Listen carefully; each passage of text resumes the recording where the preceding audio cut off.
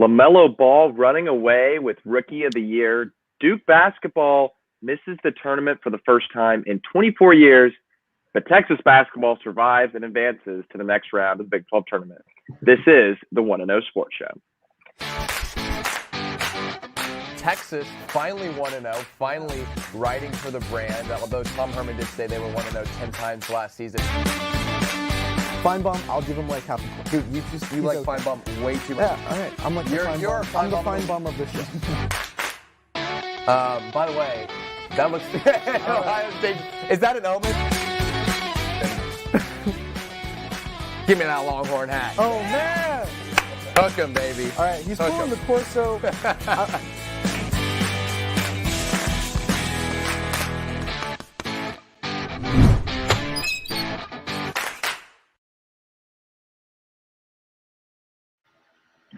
Hello and welcome into the 1-0 Sports Show. Gosh, that intro makes me miss being in person. Thomas is back. Thomas is back. I'm your host, Thomas Smith, back on the show, joined by Matt Marinchak, Daniel Shee. Guys, it's real good to be back hosting the 1-0 Sports Show. And let's start with what we always start with: who's hot and who's not. Matt, we'll start with you. Who's hot? So right now, I think this morning Cam Newton, he signed a $14 million extension with the Patriots. He's been my who's not. It's a lot of money for a quarterback who some would say underperformed last season. There were some injuries in play, but he threw for 8 touchdowns, rushed for 12, but he also had 15 turnovers. The Patriots weren't very good last year. For $14 million makes him the 19th highest paid quarterback in the league. So I guess he's doing something right to get that kind of money. Yeah, that's a good pay increase, especially for how mediocre his performance was last year. Daniel, who's hot for you? Well, I just said Thomas is back, but more than Thomas is back this week. The CPPL is back, folks, in about, I would say, 15 to 16 hours. I can't do math. The CPPL opening day will be upon us. The Uni Lions will take on the CTPC Brothers. And this year, what's different about the league, we have a 5th team. The Wager Dragons returns to the CPPL, so a little bit more excitement, a little bit more variables, and the schedule will look very crazy this year. That being said, the Uni Lions are still one of the – they're not – I personally wouldn't put them as the favorites, but they're up there in terms of postseason hopes. And the Futon Guardians as well, along with the Brothers, they're all championship favorites. So another great season, 120 regular season games upon us. And boy, oh boy, are we back. If you need for some English content, I'll be hosting an English watch-along live with English commentary, 1 game a week, and you can find information about that on my Twitter page. But, oh, I'm so excited. I'm so excited. That is so exciting. I didn't know that they're adding a 5th team. That's really awesome. Daniel, I'm sure you will be all over that coverage. Let's move on to who's not. Matt, who's not for you? Well, we also had Patrick Ewing yesterday with MSG Security. He got harassed. They kept stopping him. The man is a legend. He's one of the all-time greats for the Knicks, holds most of their career records. This isn't the first time MSG Security has messed up. They messed up with Spike Lee. They've messed up with Charles Oakley. I'm not sure if it's just security, like if they have strict protocols, but I feel like a lot of this falls on the ownership of James Dolan. Yes, the team is doing good this year, but they need to work on keeping those good relationships with their super fans and their former players. Yeah, the fact that this is the 3rd time that this has happened at Madison Square Garden certainly says something about staff, the organization. Not a good look for the MSG Security. Daniel, who's not hot for you? Well, 1 year ago yesterday was our last studio production for TSTV Sports. I think I'm not sure if the other departments had a production, but it could be the last production in studio ever in TSTV studio. I mean, this is I took this picture right after our show because that day the NBA delayed their season, and then when they delayed their season is when everybody started to realize, oh crap, this is happening in the States. And so we were like, oh, and it was spring break then the following week too. So we were like, oh, are we gonna come back? So we took a photo with our elbows just to poke fun a little bit. Next thing you know, that's our last time we ever met in person as a department until today, and it's been a year and a day. That's we've come a long way, this year in terms of COVID protocols and all that. But we're still not back in the studio yet, and that makes me sad. And each day goes by without us in the studio. Department heads like Matt Marinchak and Jackson Pigeon and John Kelly, the harder it is for them to get back on track as soon as they can when they do go back to the studio. So Thomas, you and I are going to graduate, so like we're kind of taking a step back, and it doesn't really matter to us. But I still, for the department overall, it is that each day goes on that we're not in the studio, the harder it is for them. So make sure you give them more support next semester, and hopefully the department will go back on the right track very soon. Yeah, it's crazy that it's been a year since all of this started. It doesn't feel like it's been that long, but in a way, it also feels like it has been more than that. Just crazy this past year. Anyways, let's move on to what's trending. Got a lot of stuff trending recently. First thing up, Virginia, Syracuse, buzzer beater, crazy ending in this game. Obviously, Virginia, the number 1 seed in the ACC tournament. They won in the regular season. Check this out. Into the game against the 8 seed. Reese Bigman drains the 3.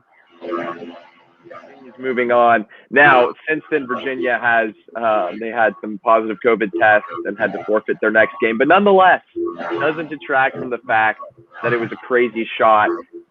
Starting to get our first couple tastes of March Madness. Always really exciting. Guys, thoughts on that buzzer beater, Daniel? Well, it is.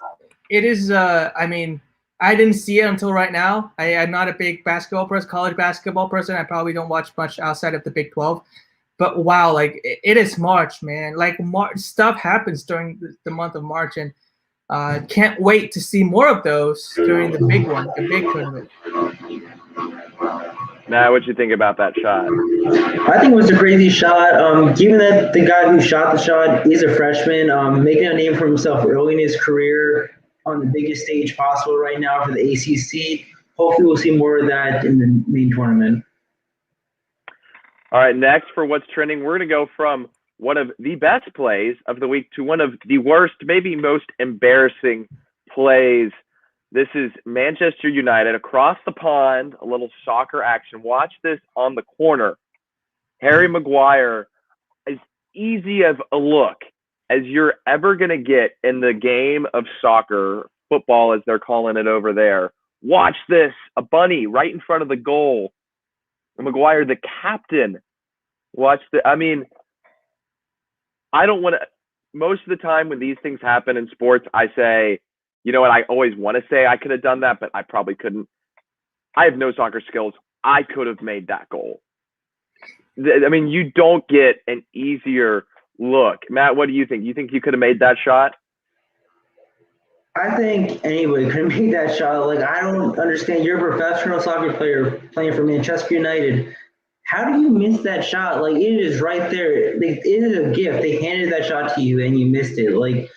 I'm sure he's going to get a bunch of slack from his teammates, but come on, man. You can't miss a shot like that. I know, wide open. Daniel, you think you would have made that too? I have negative soccer skills. I think my hand-eye coordination is a lot better than my hand-feet coordination. So I'm a terrible. I tried in middle school. If I can play during lunch, that's how bad I am. So I don't think I'll be able to make it. That being said, I'm not being paid millions of dollars playing for Manchester United. I'm not the captain of the team. So how did you miss that, man? I understand it's your left foot. I'm not sure if he's a lefty or righty. Maybe it's your left foot and he's a defender, so you don't work on that a ton, but the goal doesn't matter. The close. I don't understand. You gotta make it. You gotta make it. I cannot make it, but I'm not being paid millions of dollars to play football. So exactly. You're getting paid millions, you gotta make it. All right, next up. Huge news in the NBA this past week. The Brooklyn Nets continuing to build their super team. They signed Blake Griffin. The Pistons bought out Griffin's contract, and so the Nets signed Griffin to a vet minimum contract, a mere $5.9 million. Not much. Just kidding. I can't believe that's the minimum. Nonetheless, they got Blake Griffin. So now, super team, James Harden, Kyrie Irving, Kevin Durant, Blake Griffin. Guys, who can stop this team? Daniel, you see anybody who can get in their way? Well, you forget also DeAndre Jordan, which, you know. And DeAndre Jordan, you're right. Right. So it's a very, very talented team. I'm not sure what Blake Griffin adds to the team in today's game, though. I mean, remember DeAndre Jordan and Blake Griffin, when they were at their peak, Chris Paul was a huge part of their game when they were at the Clippers. Kyrie Irving is very talented, but he's not the same distributor as Chris Paul. And also, he has to take care of, if he has the ball, he has to take care of James Harden and KD as well. Is Blake Griffin a great rebounder? Maybe. I mean, he's the last time I played 2K, which was like 5 years ago. I mean, it was 5 years ago, and Blake Griffin wasn't a huge rebounder. I don't know if he's worked on that in the last 5 years. That being said, I think he's the biggest winner because not only did he get all of the money from his previous contract with the Pistons, he got $5.9 million more. I'm not a star. I'm not an NBA player. $5.9 million sounds a lot to me, and I'll take them any time of the day. Matt, what do you think? Is there a team out there that can take down the Nets now? I think the only team that can stop the Nets is themselves because you have all these guys. You got Harden, Kyrie, Griffin, DeAndre Jordan. You got all these guys. These are bench players. You have Jeff Green, you have Joe Harris, all these other guys. It's a very deep team, and a lot of these guys, they like to go out there and score. So it's going to come down to being not selfish. And if guys like Kyrie and Harden are going to be ball hogs, that's what's going to slow this team down because they're not going to have that chemistry, and that's what it's going to cost them to lose games. All right, finally, and what's trending? This was another just crazy ending to the bantamweight fight between Aljamain Sterling and Peter Yan. And what happened here, I don't know if we actually have the end of the fight, but what happened is Peter Yan's about to win the fight, and while Sterling is on the ground, goes with a flying knee, which is an illegal move, and so Yan gets disqualified from the title. So Sterling, even though he got knocked out, wins the bantamweight belt. Matt, what do you think about this move? I mean, it's totally irresponsible by Yan. Well, I think they made the right call by disqualifying him for the fight. Like, that's a despicable move. The guy's already down. Like, stop. Like, he's basically knocked out, but there's no reason to go out there and throw flying knees at a dude who's already down, who's not defending himself. So they made the right call disqualifying him. Daniel, what was your reaction to the video? I honestly did not see the knee, and I'm not a big UFC fan. Or that was UFC, right? I was fighting. That was a fighting match. Yes. I'm not a big fan of advocating for violence. That's why I don't watch boxing and UFC or any of the fighting matches. That being said,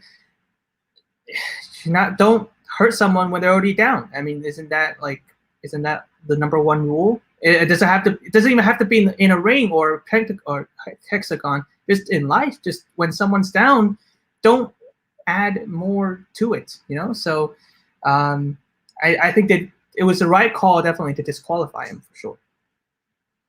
Yeah, definitely dirty knockout, dirty play. But speaking of knockout, the rest of this show is going to be a knockout. So you're going to stick around. When we come back, we're talking college basketball. Stick around. You don't want to miss it.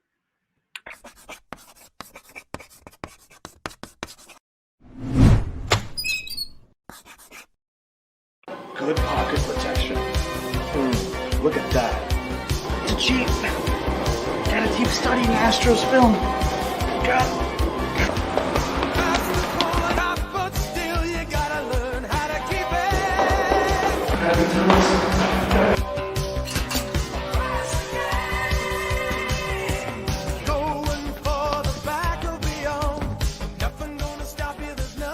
Daniel, What are you doing here so early? I slept great.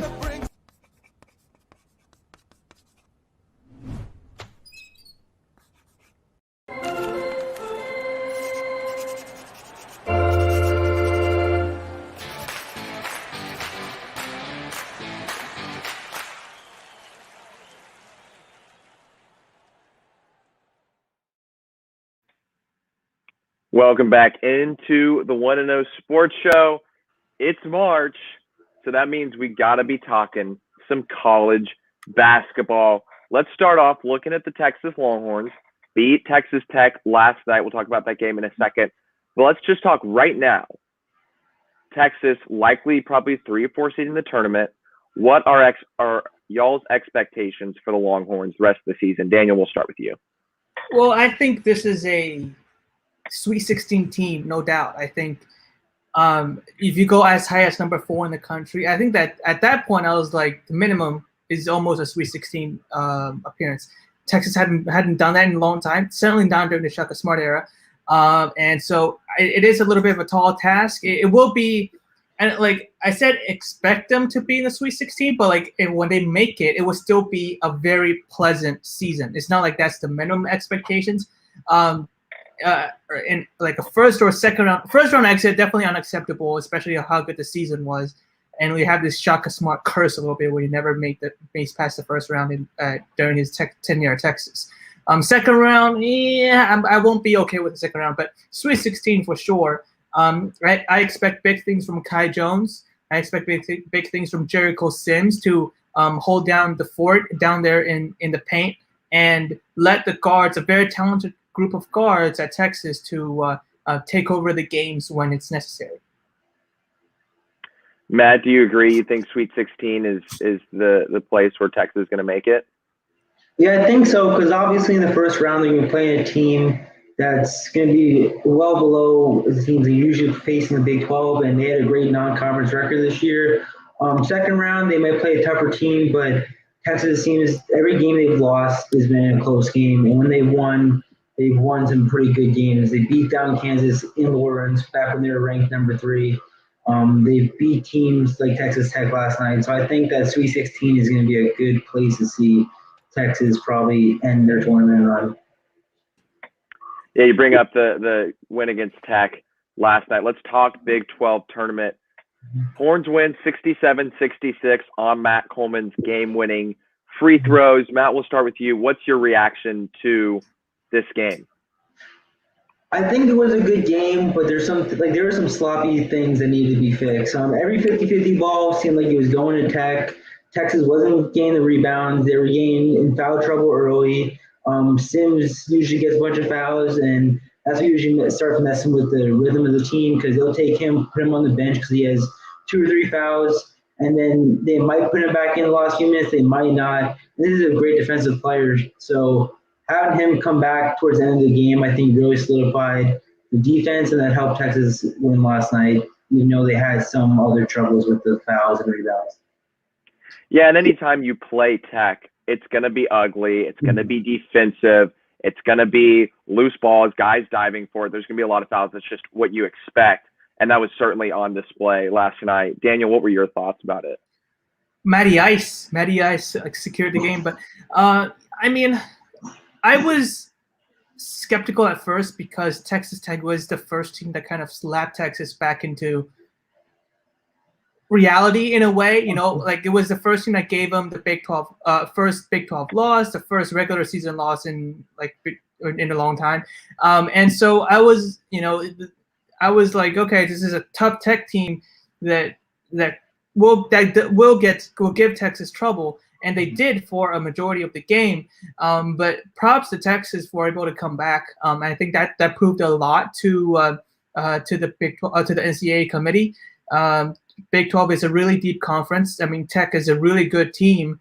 Also, what number 13 against number 20 in the first round of a conference tournament. So Big 12 is very deep. I'm not saying Texas will go on to win the Big 12 tournament, but I think a game like this shows enough to the committee of how good Texas will be, or how entertaining Texas will be down the stretch in the NCAA tournament, which is what the committee has to consider as well.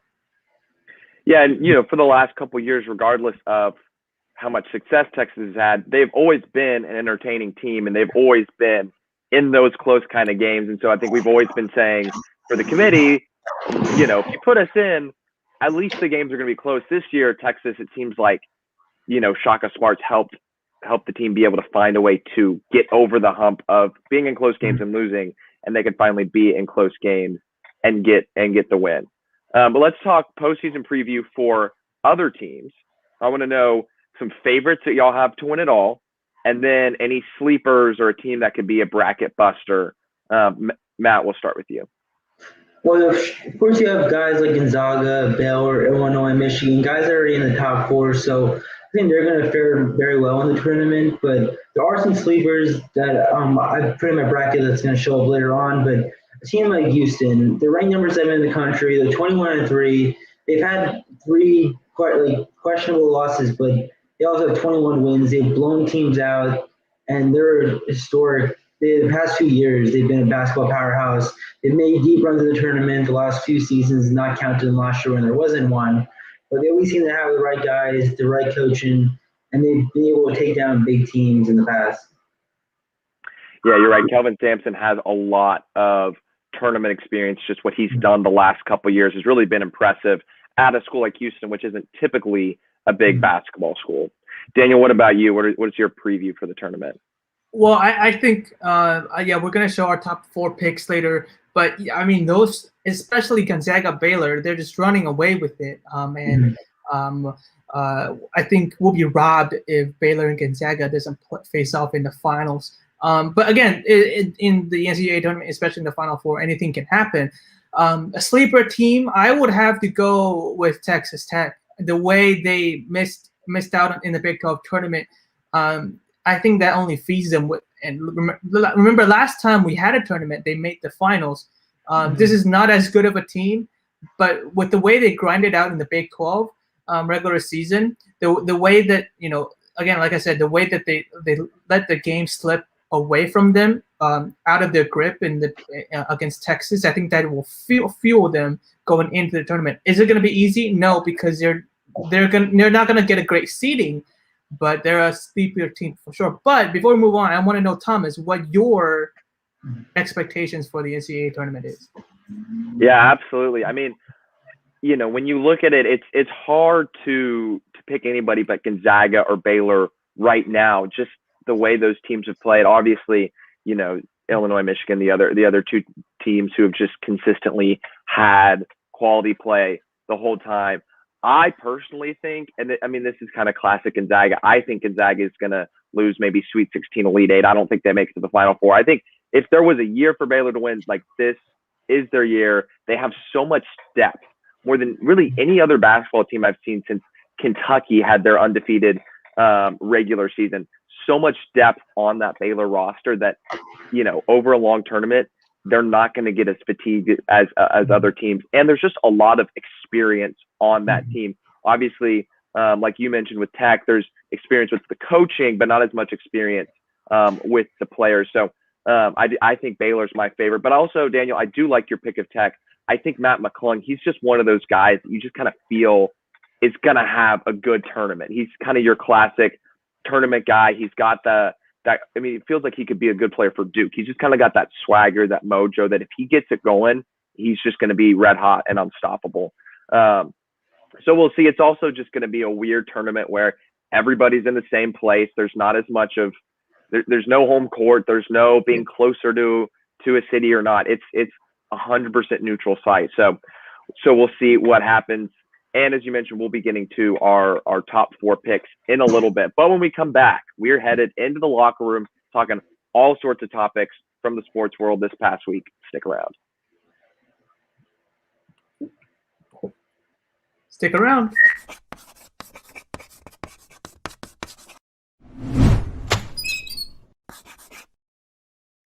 Men's basketball looks for a key win against Iowa State. Women's basketball is tested against the number 2 team in the nation. The Longhorns had a dominant pitching performance in the latter half of the game, led by Pete Hansen. I get to say some of the most exciting words in football. The Cincinnati Bengals are on the clock. And picking for Texas started the third with the lead and continued to gain momentum on defense. Hello and welcome into the first social distancing college press box ever.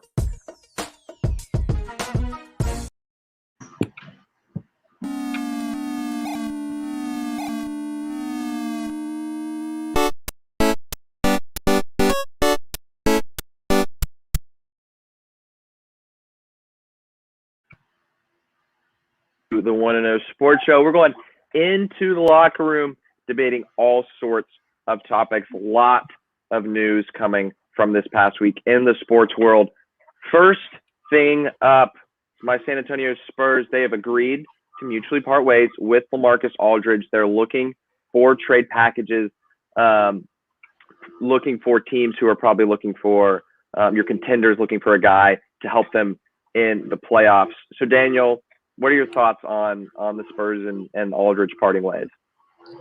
I think it's long overdue. I think, LaMarcus Aldridge was such a big free agent back in the day, was such a high-profile signing for the Spurs, and he was going to go so far with Kawhi Leonard, and then it just never materialized. He just never lived up to that expectation, and you can blame it on Pop, even though he's very well liked within the San Antonio Spurs community. You can blame it on the culture. I mean, from the get-go, you can tell the Aldridge and the Spurs culture just doesn't mix well. I'm surprised it took that long, to be honest. I thought he would probably be traded or something like that a year after Kawhi Leonard was gone. But I thought it was long overdue, and I'm just not sure what you can get from him right now. Yeah, and it's one of those things where, like you said, he just never materialized the way that people thought.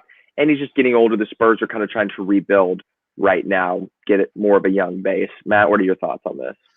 Yeah, I think it's long overdue. We've heard rumors the past few years that he wanted out, and nothing really happened with it.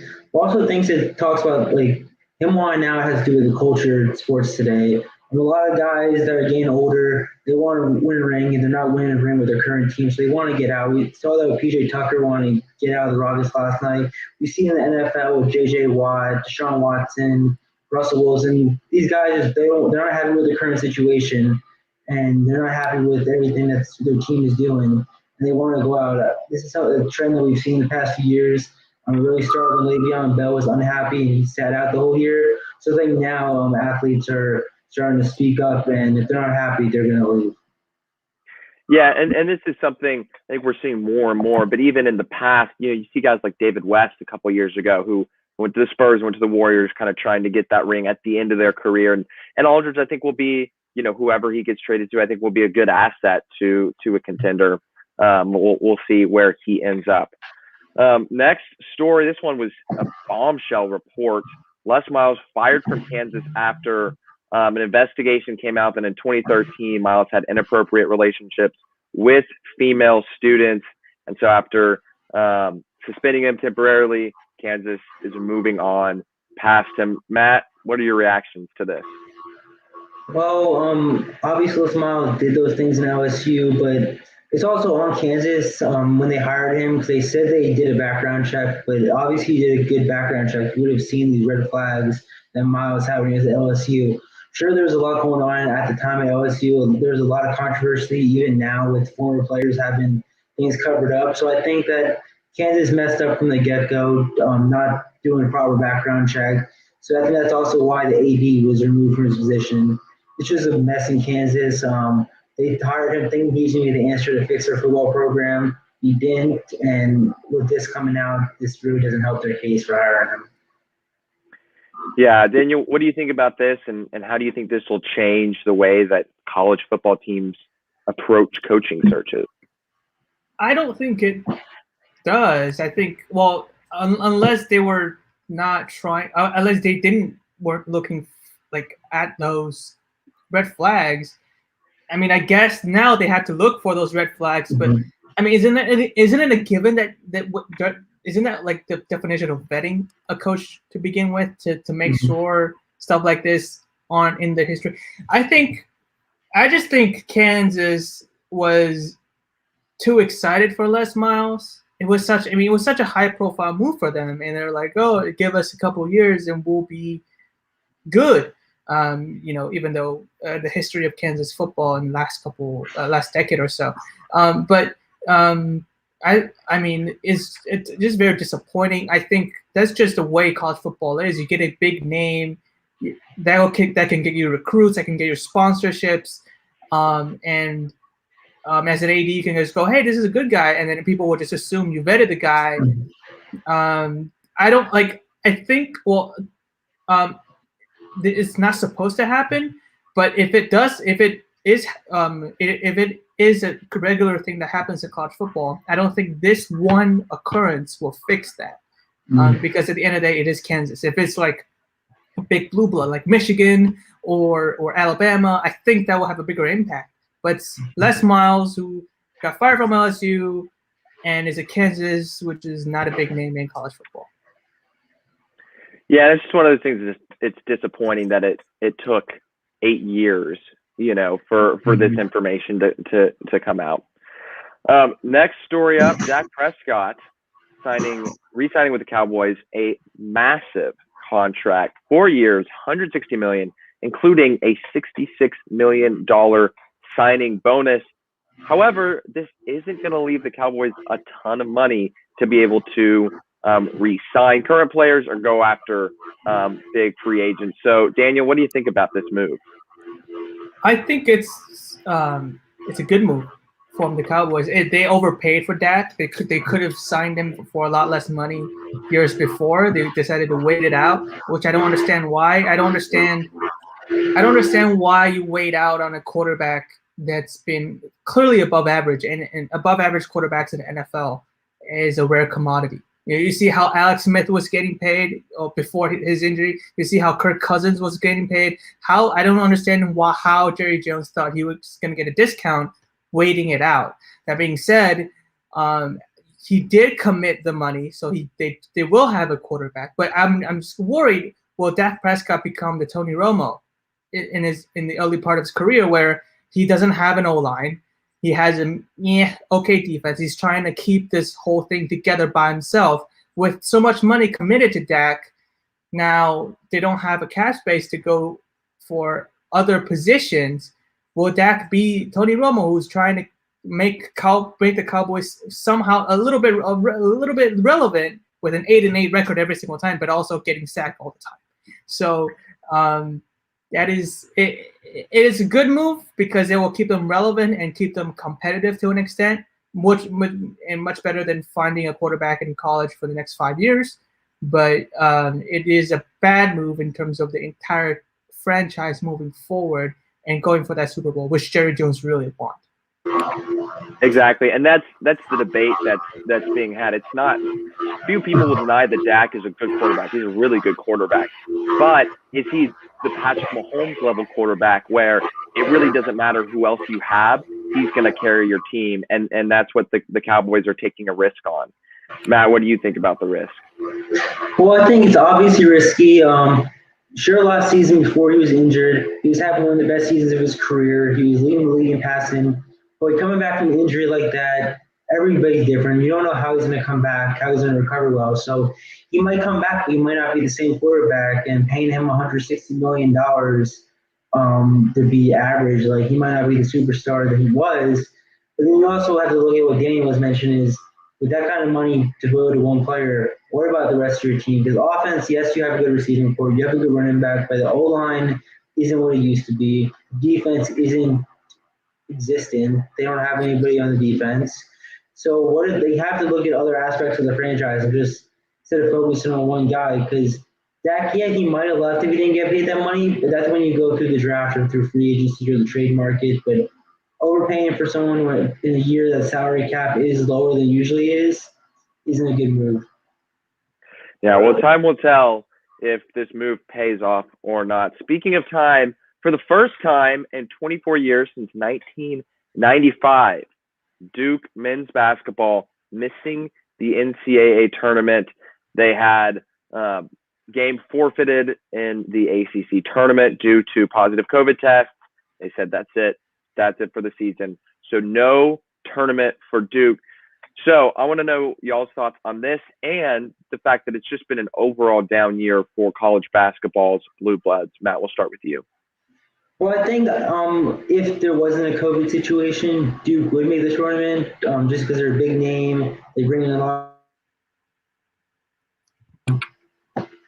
The thing is, all the Blue Bloods are doing bad this year. Kentucky, North Carolina, Michigan State, all these guys, I'm not sure if it's a decline just because of COVID, didn't get a good recruiting class, didn't get proper off-season training, or if it's the game is changing to a different play style. Because the Blue Bloods, they always have the same sort of coaching, the same plays that they use every year, and it always works for them. But I feel like other teams are figuring out what they're doing and then doing better and having new systems. So I think we'll see Blue Bloods continue to decline for the next few years, and we'll have a new set of rising stars in college basketball, such as Baylor, Gonzaga, Illinois.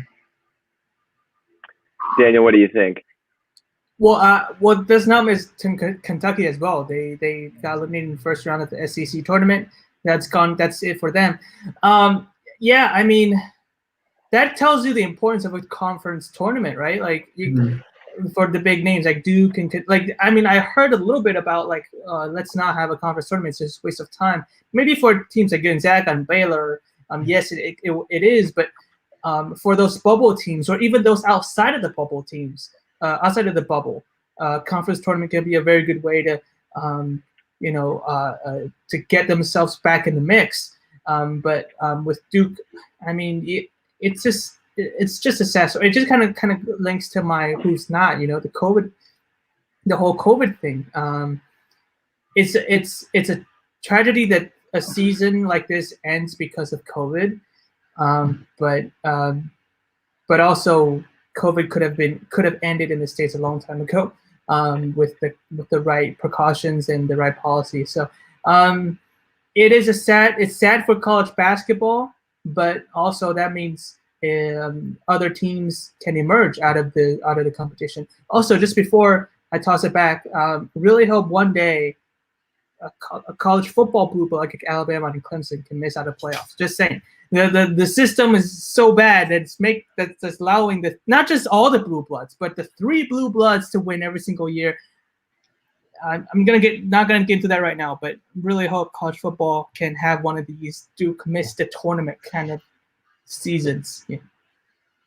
Well, and in just about every other sports league, we've kind of seen the big dogs drop out. You've had the Warriors drop out and the Cavs drop out in basketball, and now you're seeing the Blue Bloods here. You've seen the Spurs drop out. We've seen the Patriots drop out. So now we're just waiting on Alabama and Clemson to finally give us some parity in college football.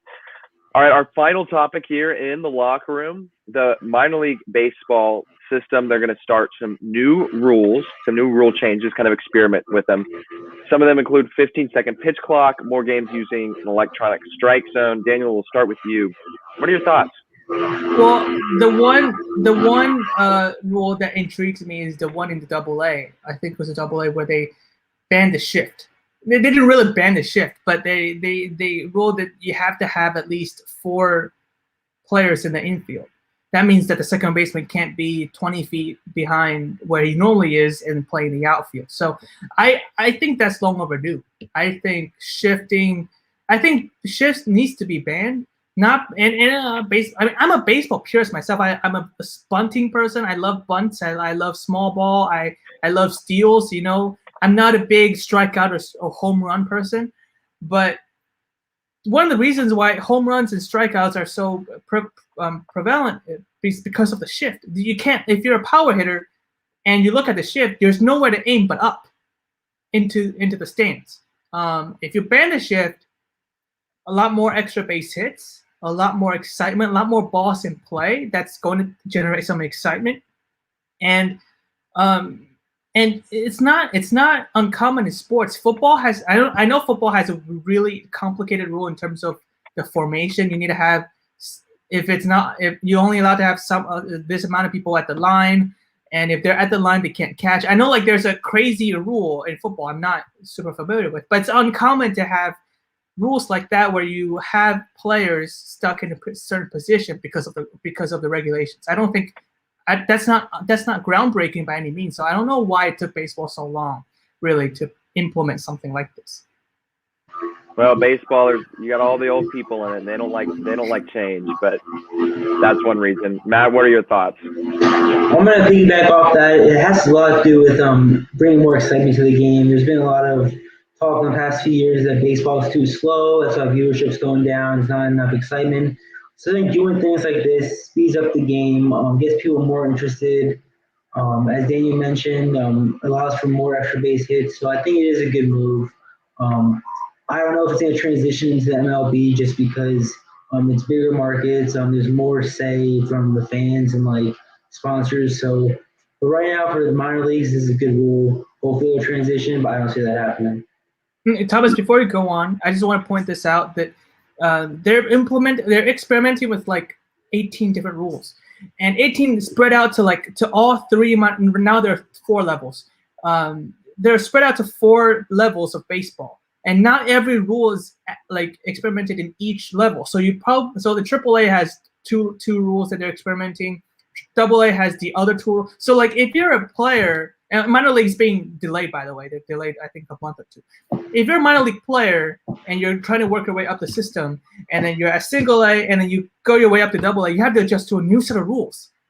I don't think that's common anywhere. Like that's a weird thing to do. And then after you go to AAA, it's another new set of rules, and you have to abandon the old rules that you had in AA. You have to get used to the AAA rules. And then when you go to the major leagues, you have to go back to the oldest rules of them all because they're not, it is. I don't know why they did this.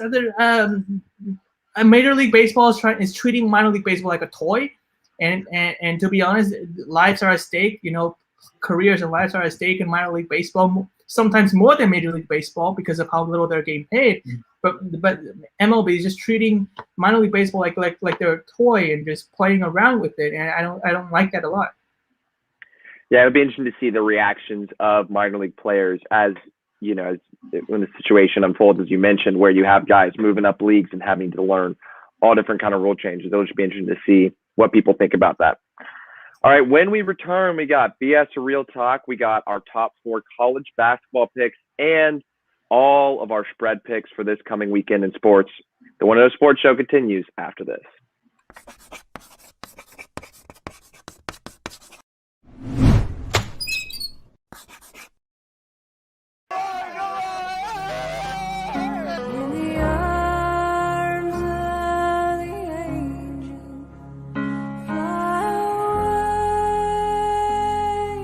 Men's basketball team needs to stop social distancing themselves from fans.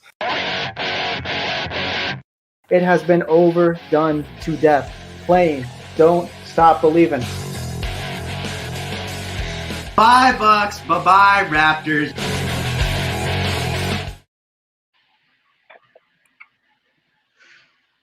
Wow. Wow. Welcome back, guys. Welcome back. Hey, come on. It's Friday. It's spring break.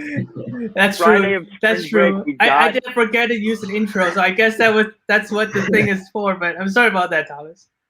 No, you got it. I'm telling y'all, spring break mode. Spring break mode. All right. Anyways, we're almost there. We're almost to spring break.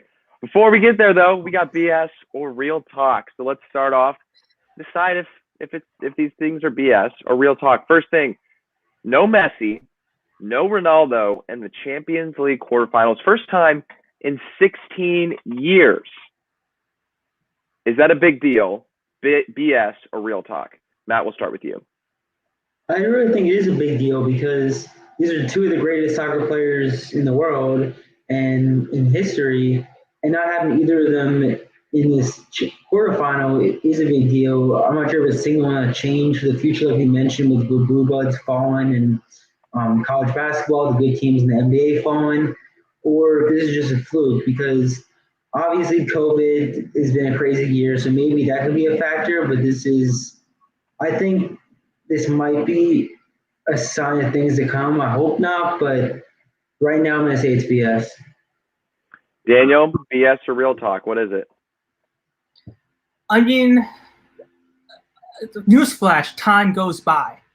I don't think it's a big deal. Like even if they never make it back, I think it is a loss for the football world because Messi and Ronaldo are such big stars.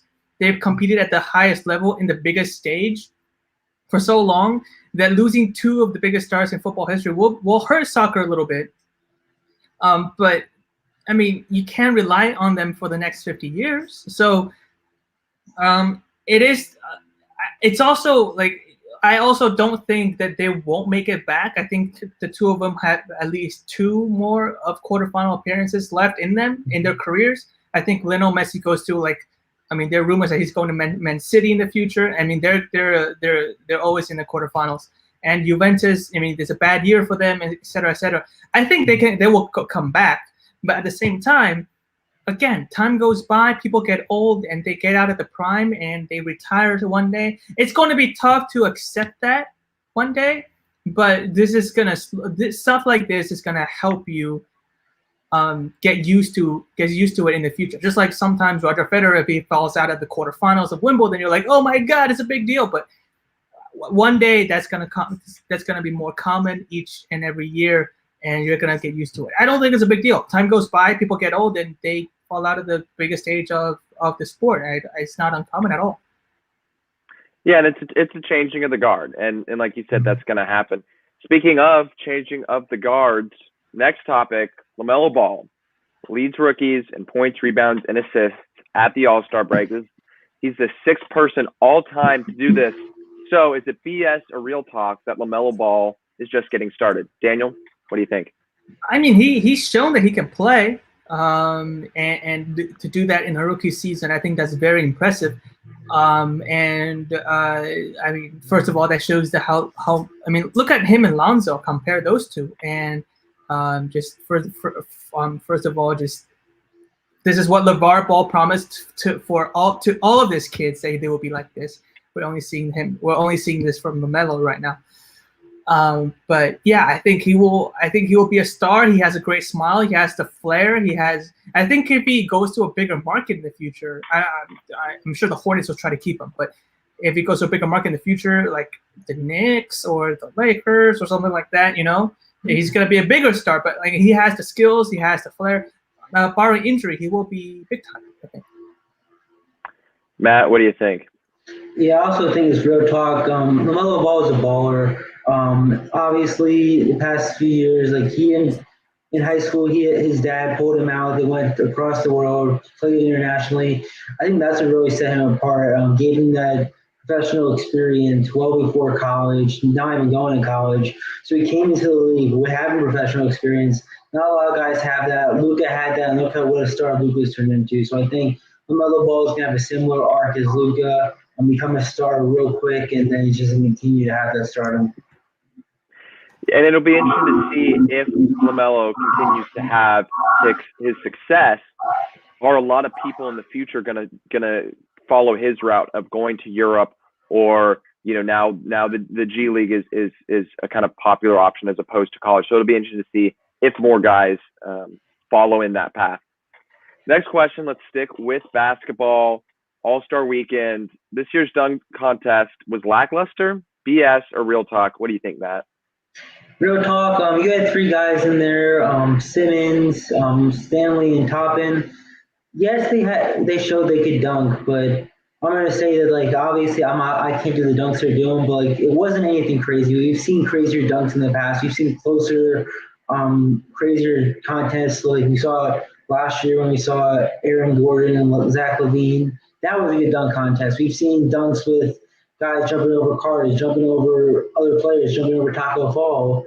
This was nothing crazy. There was some underneath the legs, but it wasn't a crazy dunk show. I think also putting it at the halftime of the All-Star game was a way for them to try to get more people watching it, but it's better having its own thing, having more people in it, and that gives it more flair, more opportunities for good dunks. I agree with that. Daniel, you agree? Yeah, I mean, Zach LaVine and Aaron Gordon put such a huge show a couple years ago. I don't think that will be topped. And adding to the fact that the biggest stars aren't in the contest. Remember back then, Vince Carter was in a contest. Michael Jordan did it. LeBron James never was in a contest. Zion Williamson then opted out. And honestly, because I'm a casual basketball fan, to say the best, I mean, I think it'll be a robbery for me to call myself a casual basketball fan because I don't watch that much basketball. But I don't know any of the guys besides Julius Randle, who's been playing on the Knicks, and that's the only reason I've heard of them. No, not Julius Randle. Wait, he didn't. It was one of the Knicks, right? who dunked over Julius Randle or something like that. Obi Toppin? Yeah. So, I don't know any of the guys. And when I saw the highlights, I was like, the winning dunk is a kiss to the rim, which is like the kiss was like a foot away from the rim, and that won the contest. I mean, it is bad, but you get one good one out of like every 5 or 6 years when like the new very athletic person comes in and you have two very athletic people going at it. It's just the way it is. So I don't expect that much out of the dunk contest anymore, especially after what Zach LaVine, Aaron Gordon gifted us a couple years ago. I think the dunk contest now is just watch the new one, and then go back to remember the really great one, and then that's it. That's the end of the day. Yeah, and let's be honest, NBA All-Star Weekend is lackluster as a whole. I didn't watch any of it. Really, there aren't many good All-Star weekends, games in any sport. It's one of those things that it's like, why does that even exist anymore? Our final question: Steph and LeBron together would be unstoppable. BS or real talk? Yeah, real talk. Greatest shooter ever seen on this planet. Plus, I mean, we gotta consider a little bit about how, like, which era of LeBron we're getting. But I mean, even LeBron right now, who's a little bit more. I mean, he drives the basket a lot, but he also was a lot better shooter, so he doesn't go into the paint as much as he used to. That being said, a great locomotive like LeBron. I'm taking Stephen A. Smith words right here. A locomotive like LeBron plus the greatest shooter on the outside. Yeah, you got to pick one to guard. That's what you have to do, and you have to let the other one go. Both are unstoppable. So yes. Matt, what do you think? BS or real talk? I also think it's real talk. Greatest shooter. LeBron is one of the top 3 players of all time. And yes, they were on the same team in the All-Star game, but no one plays defense in the All-Star game. So obviously they're going to both have big games. But seeing them together, it's probably never going to happen. The league won't let it happen. And then if they were together, as you said, you pick one to guard, but you also have to think about knowing LeBron, he's going to try to build a super team around him and Steph. It's going to be more than just them two. So I think if they were even on the same team, that'd be one of the greatest teams of all time. Yeah, I mean, let's be real. They're two of some of the best players in the NBA. So, of course, they would be unstoppable together. All right, real quick, let's go give our college basketball top 4 picks. I don't think there's going to be a ton of variation here. But, Daniel, we'll start with you for these. Well, I'm seeing all 3 of our picks right now. Gonzaga. So, Thomas, you and I agree quite a bit. Gonzaga, Baylor, not 1, 2, no doubt. I put Illinois above Michigan. The head-to-head is the single biggest factor, I think, for when you compare teams. If they don't have a head-to-head, then you go back to compare the rest. And the fact that Illinois beat, and the most recent head-to-head too, over the older one. And the way that Illinois just dominated Michigan, I had to put Illinois above them. I can't put Michigan above Illinois after Illinois literally just beat them by 15, 20 points. So I'm putting Illinois above Michigan. So Gonzaga, Baylor, Illinois, Michigan. Yeah, I mean, I agree with you with the Gonzaga and Baylor. I just have Michigan over Illinois. It's kind of one of more of those gut feelings. What I've seen from Michigan this season, obviously the head-to-head, Illinois got the win. But what I've seen from them as a whole, I just feel like they have more depth, more ability to make a tournament run. So that's why I have Michigan 3, Illinois 4. Matt, what do you have? So I have Gonzaga and Baylor at the 1 and 2. I put Michigan at 3. They have 3 losses in the year. Yes, they lost to Michigan State twice and Illinois. But looking at between them and Illinois had more losses. They lost to more not great teams. They lost to the teams of Minnesota. My 4 seed, I mentioned this earlier about Slater team. I really think a team like Houston is just going to have a deep run. They almost had a deep run in the last tournament, so I think they're going to somehow pull into the Final Four. Not going to make it out of the Final Four, but they'll get to the Final Four. Yeah, for the most part, a lot of agreement here. Not sure if we'll have any agreement when we come back, but we're going to have spread picks, all your spread picks for the weekend. Stick around. You're not going to want to miss it.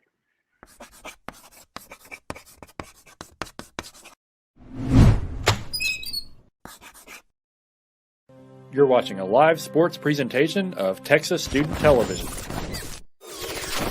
It's a lovely evening in Austin. Texas Longhorns, Texas A&M Aggies. This is a rivalry game, high intensity, high scoring. Puck drop. We're off. Both of these teams are very fast. Big collision on the wall there. Now a little advantage for Texas. Shot in the middle.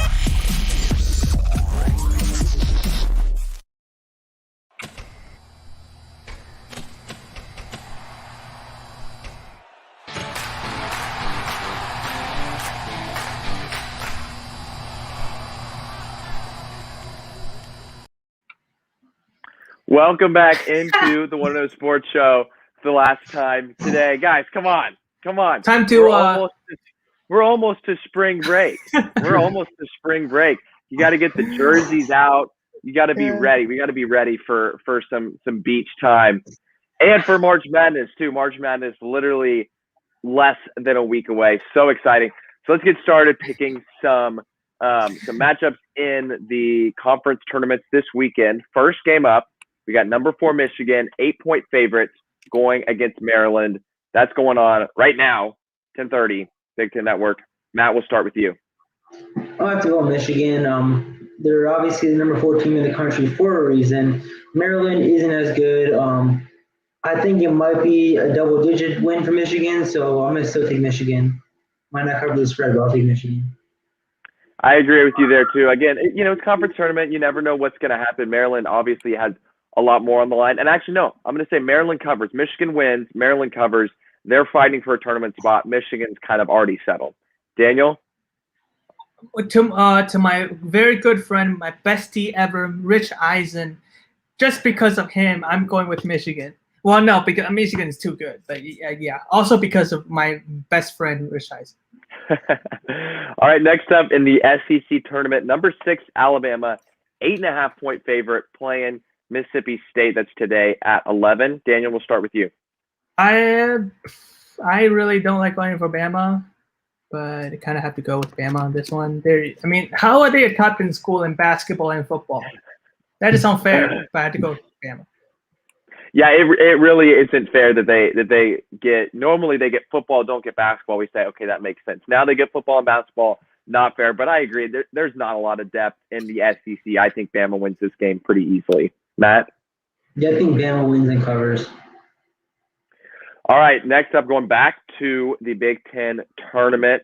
Big matchup here. Number 20, Purdue, going against number 9, Ohio State, who's just a 1.5-point favorite. So pretty much just picking the winner. Matt, we'll go back with you. Who do you have winning this one?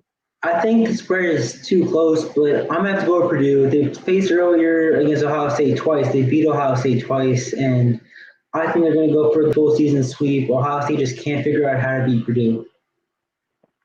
For me, I think it's hard to beat a team 3 times in a season. Tech swept Texas in the regular season. Texas got the win. Obviously, we'll talk about this in a second. Texas is going to have to do the same thing because they swept Kansas in the regular season. But because of that, I got Ohio State finally beating Purdue. Daniel? Yeah, I think Ohio State, I think they'll not 1.5 points is tough. But I think if in basketball, when one team wins, most likely than not, it's more than 1 point. Like it's free throws and then fouls and then missed, so I'll go with Ohio State.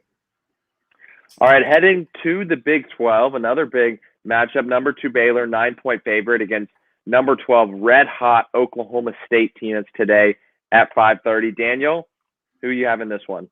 Baylor's due a loss, man. I'm going with the Cowboys.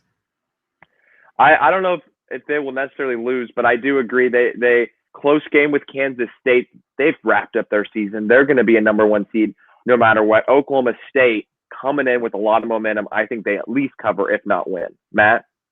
Yeah, I think Oklahoma State's going to pull the upset. Right now, Cade Cunningham, Oklahoma State, they're red hot right now, as you mentioned.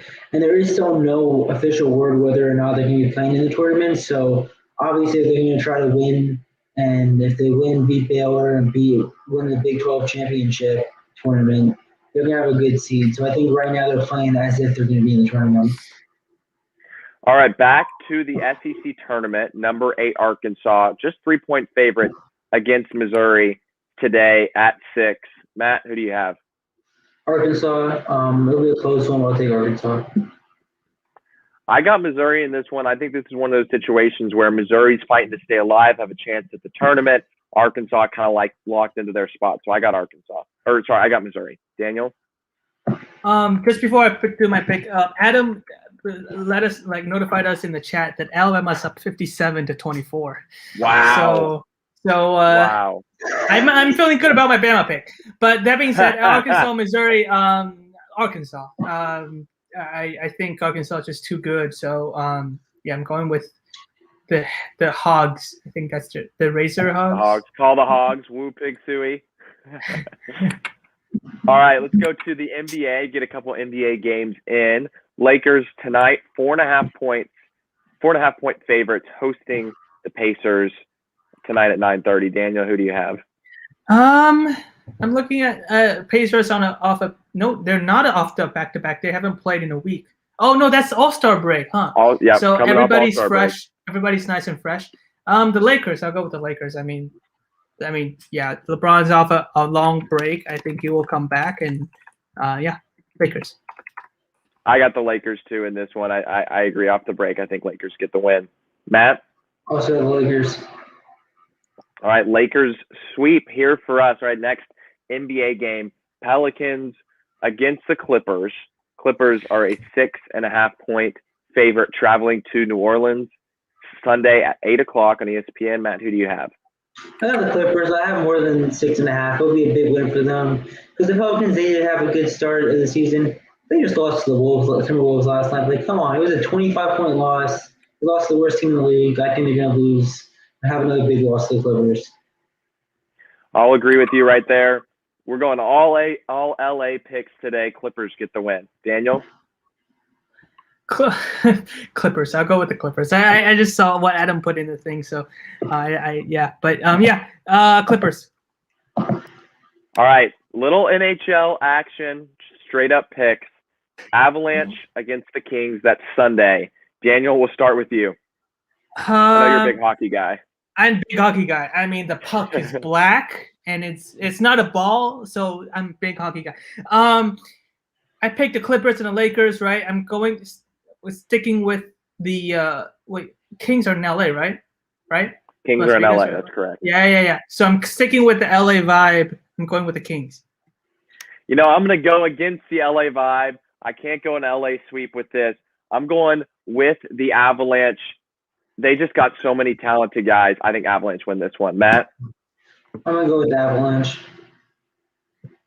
All right, so we're going to women's basketball. This game, currently we got the update from our director, Adam Ogburn. This game is in overtime. So we just get to pick who we think is going to win in overtime. Iowa State, Texas, women's basketball, Big 12 tournament. Matt, who pulls out the win? I want to say Texas. They have Charlie Collier. She just declared for the draft. Jackson number 1 overall pick. She's going to want to go out with a bang. They're not going to lose this game. Yeah, Texas better win this game. If they don't, that's just a disappointing end to a disappointing season. But I'm going Texas. Daniel, you got any hope? Oh.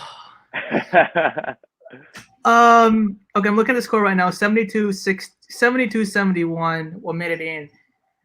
Oh man, this is gonna be tough. Iowa State's really good. Iowa State is they're really good. Texas a little bit overrated, I think. Man, I really hope. All right, you know what?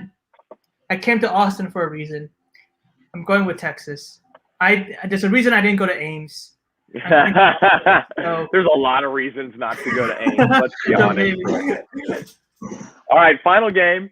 This is men's basketball. Texas going up against Kansas Jayhawks tonight. Longhorns are a 1-point favorite. So again, basically just picking who wins this game. Daniel, who you got?